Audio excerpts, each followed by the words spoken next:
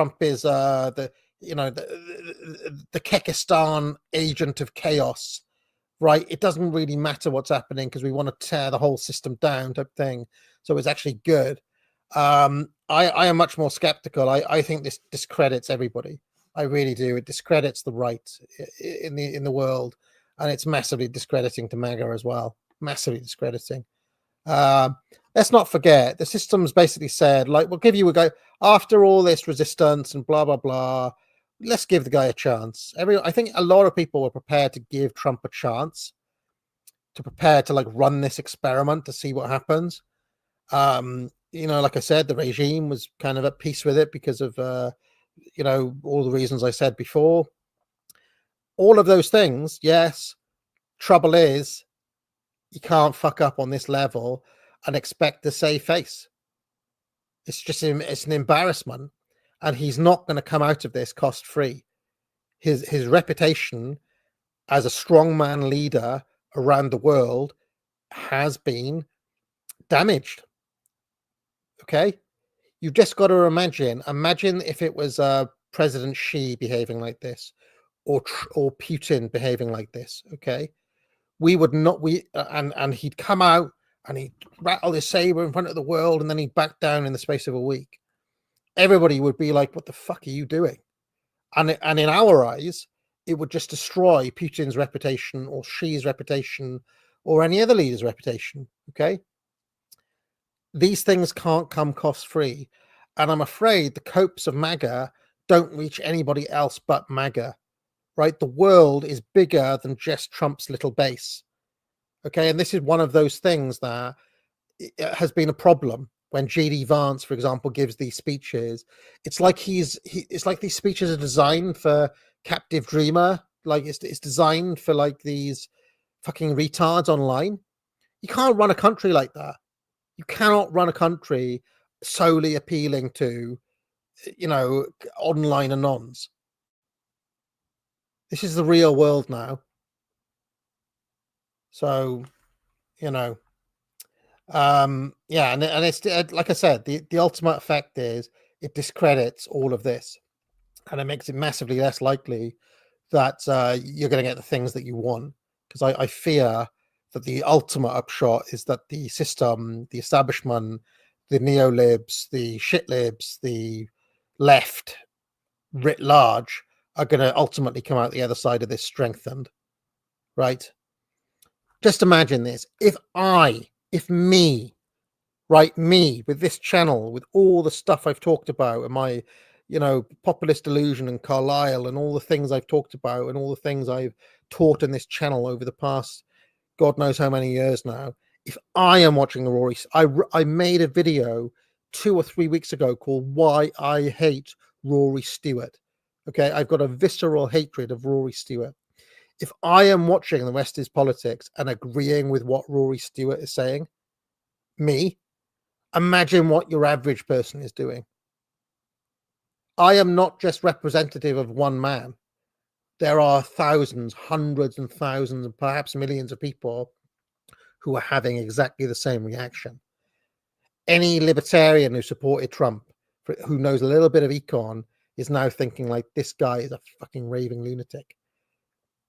Any rational person, and I have seen dozens upon dozens of people in these spaces with followings, with bodies of work, come out and say like, this is bad, right? So even online, Trump is down to the captive dreamers of this world.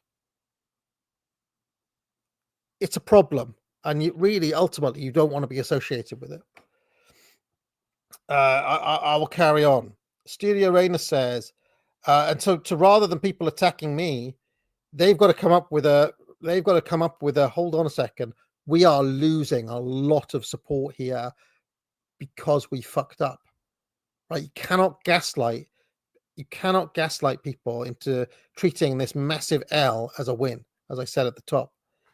Studio Rainer says, there is a dam that Taiwan can blow up that would essentially destroy China. It's suspicious why they built that dam, as if it wasn't intentional. Paytor says, MAGA backfill brilliance into Trump's mess. They want to rewrite failure as strategy, faith over outcome, myth over reality. It will backfire. Of course it will. Remember what the essay I wrote at the start of this year, against cope, against captive dreams. Because I am sick of this go-round. Our advantage when it came to the information space was that we told the truth when our enemies were lying. Okay? When our enemies were saying things like, a man can, a woman can be born with a penis, or, whatever thing, all the fucking shit they came out with. They were demonstrable lies. Or when they talked about, when it was BLM, or when it was, lies about who does crime with the race stats, or whether it was who was actually in control. All these things are right. Our advantage was telling the truth historically. Okay, it was having a better view of what was actually happening in the world that the authorities were lying about. Now we're in the situation where mainstream media, even mainstream media, is actually telling the truth about things, and you are put in a position where you have to lie for a government, in this case, Trump's government. I am not prepared to lie. Okay, I will never lie to you intentionally. Other people may have different views. Okay, I saw there was a meeting the other day with a bunch of social media influencers and Benjamin Netanyahu, Tim Pool, Dave Rubin, and so on. Right, they went and actually met with Netanyahu. God knows what they talked about, but maybe, just maybe, those people may be influenced by the fact that they're quite close to power. You see, right? I am not having meetings with Benjamin Netanyahu, so I'm therefore not going to lie for Benjamin Netanyahu or Donald Trump or anyone else. You take your money and you make your choice. Okay, in my view, our advantage is that we tell the truth. If the truth happens to coincide with what the mainstream media is saying, we have to have the courage to say, yes, this is true as well. Okay? Sometimes even the BBC will tell the truth. And when it comes to the objective fact of what happened in the US Treasury bonds and what Trump did yesterday, there is a fact. There's no amount of spinning those facts that make it a super 4D chess plan. Cringe Walker says tax evasion was the most highly cultivated art of the Gauls. Alwyn Brogan on Roman Gaul. Vanta Black says, I hate liberals, but the MAGA crowd is just as bad. If you go in my back catalogue, I've got a number of essays that I wrote in 2022 and 2023 on my Substack. One of those essays is MAGA as the fulfillment of the Kali Yuga. That has had some pretty penetrating predictive power, I have to say. But I've got another earlier one where I think it was called the Anti-Woke Scold or something like that, where I actually predict that one day MAGA would become more annoying than the SJWs. Back in those days, we used to say things like the SJWs, remember? The woke. The MAGA would become as annoying, if not more annoying, than the woke. That moment happened. And in fact, it even happened before this news cycle. It happened in the last news cycle. Can't remember exactly what it was now, but it was some bullshit about Russia, or there's always some bullshit with them. So I think honestly, MAGA jumped the shark, right? And if they hadn't done it before, they've definitely done it now. After the shit show of this past week, Studio Rayner says, the Great Depression actually raised the birth rates, and without it, the US probably would not have won World War II. I wonder if the Depression was done on purpose. Makes sense in hindsight. I very much doubt it was done on purpose, Studio Rayner. Psalm 153 says, what could have been strategic negotiated trade has turned into MAGA clown world fail. AA cuts the slop and serves fine French cuisine as usual. Fallout predictions for all of this?